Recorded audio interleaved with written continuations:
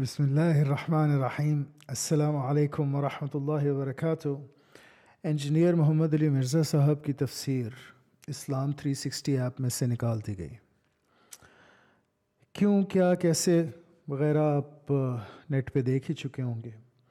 میں اس سلسلے میں کچھ گزارشات رکھنا چاہتا ہوں آپ کے سامنے، تو اگر اپنے قیمتی وقت میں سے آپ تھوڑا سا وقت اس سما خراشی کے لیے نکال پائیں تو میں بہت شکر گزار ہوں گا۔ تو بسم اللہ کرتے ہیں۔ یلا بسم اللہ۔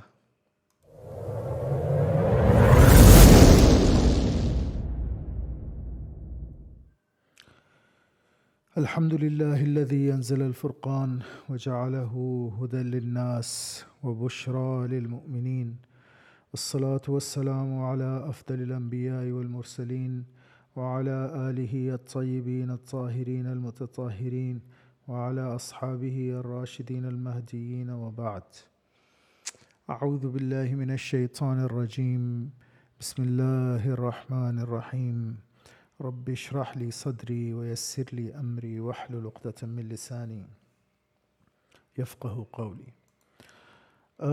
اسلام 360 ایپ بہت اچھی ایپ ہے اس لحاظ سے کہ اس کا ایکسیس ہے اس ایپ کا سب لوگوں کے پاس، اور آپ اپنے موبائل پہ اس کو ڈاؤن لوڈ کریں، احادیث کا مطالعہ کریں، قرآن شریف کا مطالعہ کریں، ڈفرینٹ تراجم تفاسیر اویلیبل ہیں۔ پچھلے کچھ دنوں سے کچھ کنٹروورسی چل رہی تھی، اسپیشلی جو دیوبند سیکٹ ہے اس کے ساتھ، کہ انجینئر محمد علی مرزا صاحب کی بھی اس کے اندر تفسیر شامل کی گئی۔ تو دیکھیں، اس سلسلے میں بات عرض کرنے کا مقصد یہ ہے کہ فرقوں وغیرہ کے اندر تو میں تو انوالو نہیں ہوں، میں بارہا بتا چکا ہوں کہ میں کسی فرقے سے تعلق نہیں رکھتا، اور اسلام 360 کوئی ایسی اوتھینٹک ایپ ہے بھی نہیں کہ آپ اس کے اندر کہیں کہ جی کسی کی اس میں تفسیر شامل ہو سکتی ہے نہیں ہو سکتی۔ لوگوں کو پڑھ کے خود اپنا اور سن کے خود اپنا مائنڈ بنانا پڑے گا at the end of the day. لیکن بہرحال ایک بات جس کی طرف میں اشارہ کرنا چاہتا ہوں اور جو بہت ضروری ہے، اور میں بہت شروع سے کہتا ہوں اور آج بھی کہتا ہوں اور بچوں کو سمجھاتا بھی ہوں اور بتلاتا بھی ہوں، وہ یہ کہ بغیر پڑھے آپ کسی سبجیکٹ میں کلام نہیں کر سکتے اس لیول کا کہ آپ کہیں کہ میں اتھارٹی ہوں۔ اتھارٹیٹیو کلام آپ نہیں کر سکتے۔ یہ بات بڑی سمجھنے کی ضرورت ہے۔ یہ جو ہشام الہی ظہیر صاحب ہیں جنہوں نے ٹویٹ کی کہ میرے کہنے پہ چھیپا صاحب نے یہ تفسیر نکالی انجینئر محمد علی مرزا کی اسلام 360 میں سے، جو تو ان کی فرقہ واریت ہے سو ہے، جو دکانداری ہے سو ہے، وہ باتیں اپنی جگہ، لیکن اس طرح کے علماء کو ایٹ لیسٹ ایک کریڈٹ دینا پڑے گا۔ وہ کریڈٹ یہ ہے کہ ایٹ لیسٹ یہ لوگ جب پڑھتے ہیں، اسکلاسٹک اسٹڈی کرتے ہیں، تو ایٹ لیسٹ انہیں یہ ضرور پتہ چل جاتا ہے کہ ہم اتنے پانی میں نہیں ہیں کہ ہم تفسیر قرآن میں کوئی کلام کر سکیں۔ اور موسٹ آف اس ٹوڈے ہم لوگ اتنے پانی میں نہیں ہیں کہ قرآن میں تفسیری کلام کر سکیں خود سے۔ میں ذاتی طور پہ بہت سے پی ایچ ڈیز کو جانتا ہوں، جامعہ ازہر کے اور جامعہ مدینہ کے، دونوں جگہوں کے، دونوں جامعات کے پی ایچ ڈیز کو میں جانتا ہوں، جن کے ساتھ اگر آپ بیٹھیں، اور عرب کی بات کر رہا ہوں، عربی النسل کی بات، مصری اور سعودیوں کی بات کر رہا ہوں۔ میرا ان کے ساتھ ملنا اٹھنا بیٹھنا ایک زمانے میں تو بہت تھا، اب تو بس محدود ہو گیا ہے کبھی کبھار کے ہیلو ہائے سے، لیکن آپ ان کے ساتھ اٹھے بیٹھے بات چیت کریں، اور پی ایچ ڈی تک پہنچتے پہنچتے آپ کو ایک عمر لگتی ہے۔ وہ لوگ ینگسٹرز نہیں ہیں جن کی میں بات کر رہا ہوں، اس وقت بھی ینگسٹرز نہیں تھے جب انہوں نے پی ایچ ڈی کی تھی، 30s میں، لیٹ 20s میں، 30s میں۔ تو ان سے جب آپ کلام کریں اور بات کریں تو وہ لوگ یہ کہتے ہیں کہ بھئی ہمارا کیا اس میں ہے سلسلہ ہے، تو ابھی بہت زیادہ اسٹڈی کی ضرورت ہے، اور اس کے بعد ہی ہم اس میں کوئی تھوڑا بہت بھی اپنی طرف سے کلام کر پائیں گے۔ تو قرآن کی تفسیر کرنا قرآن کا ترجمہ کرنا ایون بہت ہی زیادہ مشکل کام ہے، اور تفسیر کرنا تو پھر ظاہر ہے اس سے بھی 2 ہاتھ آگے کی بات ہے، کیونکہ وہ آپ پھر ایک اتھارٹی اپنے آپ کو آپ منوا رہے ہیں، آپ کہہ رہے ہیں کہ یہ اتھارٹیٹیو ترجمہ ہے، یہ ایسے ہے جیسے میں نے سمجھا۔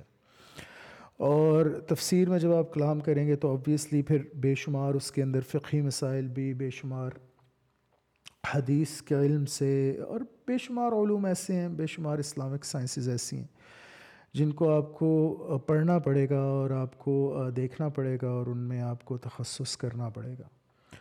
تو میں اپنے بچوں کو بھی سمجھاتا ہوں اور باقی بھی جن سے میری بات ہوتی ہے ان کو ایک بات سمجھاتا ہوں کہ دیکھیں، کسی بھی علم کے اندر، کسی بھی فیلڈ آف نالج کے اندر آپ کو ایڈوانس لیول کی اسٹڈی کی ضرورت ہے، ریکگنائزڈ انسٹیٹیوشنلائزڈ ایڈوانس اسٹڈی کی ضرورت ہے۔ اور کچھ لوگ یہ جو آرگیومنٹ میک کرتے ہیں کہ جی یہ جو انسٹیٹیوشنلائزیشن ہے اسلام کی ہو گئی یا اس طرح کی چیزوں کی جنرلی ہو گئی، یہ کرپشن ہے۔ دیکھیں، کھرے کھوٹے کی پہچان کے لیے آپ کے پاس پیمانے ہیں، ان پہ آپ پرکھ کے کھرے اور کھوٹے کے اندر پہچان کریں، لیکن آپ کو انسٹیٹیوشن کی ضرورت تو ہے۔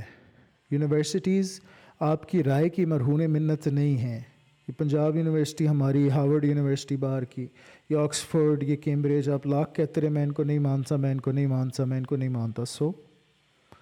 تو کیا یہ یونیورسٹیز آج جو بنی ہوئی ہیں یہ اس لیے بنی ہیں کہ آپ ان کو مانیں، یا آپ کے ماننے سے یا نہ ماننے سے ان کی صحت پہ کوئی فرق پڑتا ہے؟ اچھا، وہی لوگ جو یہ بات کہہ رہے ہوتے ہیں کہ جی ہم تو نہیں مانتے، کوئی بھی کچھ بھی کہہ سکتا ہے جی ہم تو نہیں انسٹیٹیوشنلائزیشن کو مانتے، وہی لوگ اسکول اور کالج میں اپنے بچوں کو داخل کروا رہے ہوتے ہیں۔ پھر آپ اپنے بچوں کو بھی مت داخل کروائیں نا۔ آپ اگر انسٹیٹیوشنلائز اسٹڈی کو نہیں مانتے، انسٹیٹیوشنلائز اسکالرشپ کو نہیں مانتے، تو آپ اپنے بچوں کو اسکول کیوں لے کے جاتے ہیں؟ اسکول سے جب وہ فارغ ہوتے ہیں تو انہیں کالج میں ان کے ایڈمیشن کے لیے کیوں مارے مارے پھرتے ہیں؟ پھر یونیورسٹی میں ایڈمیشن کے لیے کیوں مارے مارے پھرتے ہیں؟ تو اس کے بغیر تو کوئی چارہ نہیں ہے کہ آپ اسٹڈی کریں پراپر، اور یہ کرنی پڑے گی۔ تو انجینئر صاحب کے پاس کوئی ڈگری نہیں ہے ایڈوانسڈ، ویسے ہی میرا خیال ہے کوئی ڈگری نہیں ہے، he is a bachelors in mechanical engineer if I am not mistaken, تو سمپل بیچلرز ہیں۔ اور اسلام میں بھی کوئی ان کے پاس ڈگری نہیں ہے، انسٹیٹیوشنلائزڈ یعنی کہ ان کی اسٹڈی نہیں ہے۔ تو ایز این اتھارٹی کلام کرنا عجیب سا لگتا ہے اس بارے میں۔ ویسے وہ جو کام کہہ رہے ہیں اس کے اچھے پہلو بھی ہیں، برے پہلو بھی ہیں، ہر شخص کے اندر کمیاں بھی ہوتی ہیں، اچھائیاں بھی ہوتی ہیں، اچھائیاں لے لینی چاہیے۔ بارہا میں کہہ چکا ہوں جو ان کا اہل بیت اطہار کے حوالے سے کام ہے، جو انہوں نے مولانا اسحاق صاحب کے کام کو آگے بڑھایا، اصل میں تو وہیں سے انسپریشن ہے، اور جو بھی وہ باتیں کرتے ہیں وہ مولانا مودودی کی کتاب خلافت و ملوکیت سے کرتے ہیں۔ بس یہ ہے کہ ان کا فریم کرنے کا طریقہ، عوام تک پہنچانے کا طریقہ بہت زبردست ہے، لوگوں کو بڑا پسند آیا، تو اللہ ان کی مقبولیت میں اور اضافہ کرے۔ اس کے ساتھ جڑے رہیں، یہ جو کام ہے اس کے ساتھ جڑے رہیں۔ باقی مفسر قرآن تو وہ نہیں ہیں، مترجم قرآن بھی نہیں ہیں، کوئی بھی قرآن کا ترجمہ کرنے والا سیکنڈ ہینڈ مترجم نہیں ہو سکتا کہ آپ پہلے قرآن کا ترجمہ پڑھیں پھر اس ترجمے کا ترجمہ آپ کریں۔ اس طریقے سے نہیں ہوتا میرے بھائی، او بھائی، اس طریقے سے نہیں ہوتا۔ تو عربی تو وہ نہیں جانتے آبویسلی، تو نہ ان کی کوئی انسٹیٹیوشنلائز ڈگری ہے، تو اس لحاظ سے تو عجیب سا لگتا ہے کہ آپ انہیں مفسرین قرآن کا درجہ دیں، یا مفسر قرآن کا یا مترجم قرآن کا۔ تو بہرحال اسلام 360 ایپ میں ضرور ریکمینڈ کرتا ہوں، سب کے لیے ریکمینڈ کرتا ہوں، اور میں چاہتا ہوں کہ میری یوتھ اس کو ڈاؤن لوڈ کرے، میں چاہتا ہوں کہ میری یوتھ اس سے فائدہ اٹھائے۔ اس میں بہت سے فائدوں کی باتیں ہیں، بہت سے فائدے کی باتیں، اور بہت ایک آپ کہہ لیں کہ اچھا کام ہے چیپا صاحب کا جو انہوں نے کیا، وہ اس سے ارن بھی کر رہے ہیں، تو ان کی ممبرشپ کے ماڈلز بھی ہیں، منتھلی ممبرشپس اور ڈونیشنز اینڈ وٹ ناٹ، اچھا فبیہا۔